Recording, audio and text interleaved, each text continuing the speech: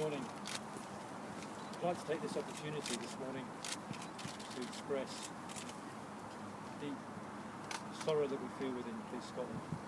The thoughts of myself and all of our people and with those involved in the tragic incident last night when the Police Scotland helicopter crashed onto the roof of the Clutha Vaults pub here in Glasgow.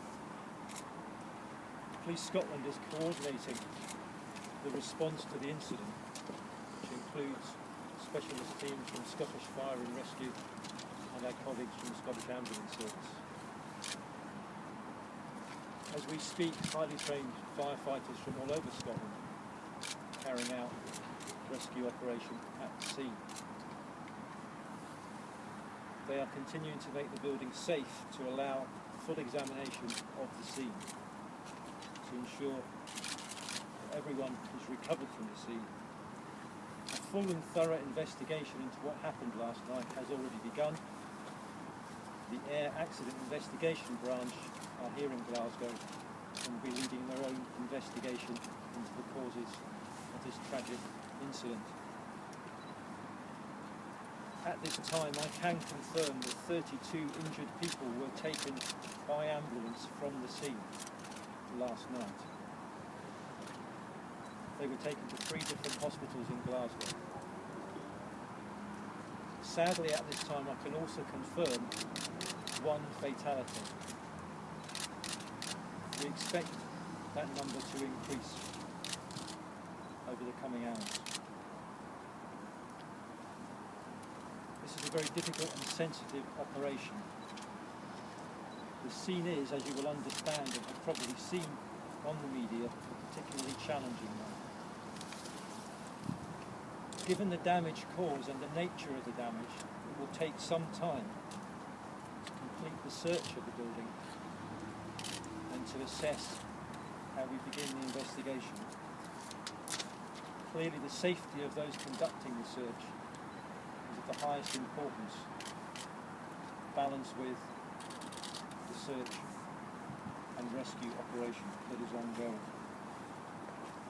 At this time, I would like to recognise the efforts of all in the emergency services and in the health service who received so many injured at one time, and also pay particular tribute to the public in Glasgow who responded at the time magnificently in rescuing people from the scene.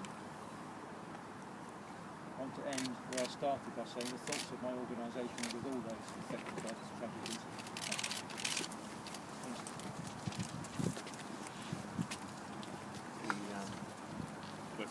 The Justice Secretary Kennedy MacAskill and Gordon Matheson, the leader of the Council in Glasgow. We visited the control centre, we've spoken to the officers and emergency staff concerned from the Police Scotland, from the Fire Service, from the Health Service and the Ambulance Service. Our condolences go to those who will be bereaved, our solidarity with those who have been injured.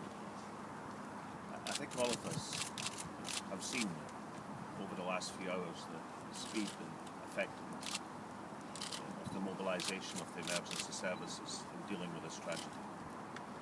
We've also heard of the instinctive courage of ordinary Glaswegians going to assist their fellow citizens in extremity. This is a black day for Glasgow and for Scotland. There's also St Andrew's Day. And it's a day we can take pride and courage in how we respond to adversity and tragedy. And that response from our emergency services and from ordinary citizens has been exemplary. As First Minister, it's a day we can take great pride in how we've responded to this extraordinary tragedy.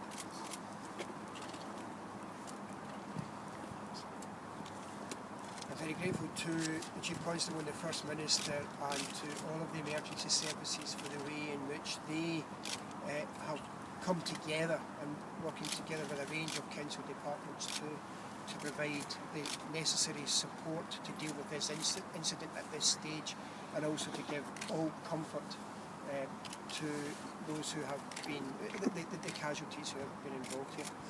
This is a dreadfully sad day in my home city.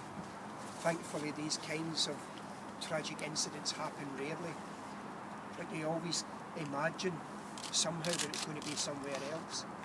In fact, it's happened in my hometown in Glasgow. Like the First Minister, I would like to pay tribute to the people of Glasgow who instinctively went to help those who were in need. That's Glaswegians at their best. And the thoughts and prayers of everyone in Glasgow City Council and throughout the whole of the city of Glasgow are with all those who are affected, and the deep gratitude will linger for a very long time that we feel for all the emergency services and all of the decent, law-abiding people of this city who were just out having a good time with their family and friends at the beginning of the festive season. Morning. On behalf of the Scottish Fire and Rescue Service, I too would like to extend our most sincere condolences to all those affected by last night's events. As the Scottish Fire and Rescue Service, along with our emergency service colleagues, we responded very, very quickly and pulled out all the measures we possibly could in order to rescue the people who were affected by this incident. And I can assure you that until such times as there is an inevitable outcome, we will undoubtedly remain on site and carry on our rescue activities in the best way we possibly can. Thank you very much. Good morning, ladies and gentlemen. Gary Hardacre of Scottish Ambulance Service and currently the Ambulance Incident Officer for this tragic incident.